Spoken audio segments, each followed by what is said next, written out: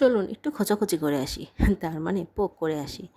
পোকটা কি শুধু মজাই, নাকি এটাতে কোনো কাজও আছে বা কোনো লাভও আছে আমাদের, সে সম্বন্ধে আজকে আপনাদেরকে জানাবো।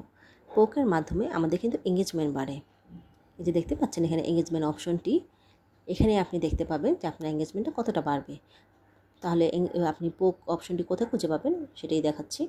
এখানে সার্চে গিয়ে আপনি লিখবেন পোক অন ফেসবুক। এখানে প্রথমেই এসে পড়বে পোক অন ফেসবুক, সেটাতে আপনি ক্লিক করবেন।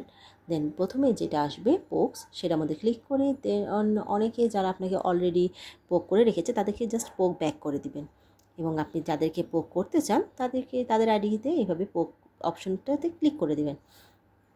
অনেকে দেখা যায় অনেক দিন যাবত আপনার কোনো পোস্টে রিঅ্যাক্ট করে না বা আপনার আইডিতে ভিজিট করছে না। পোকের মাধ্যমে কি হবে, আপনার সাথে তার এঙ্গেজড একটা তৈরি হবে, ঠিক আছে? এতে আপনার এঙ্গেজমেন্টটাও বাড়বে।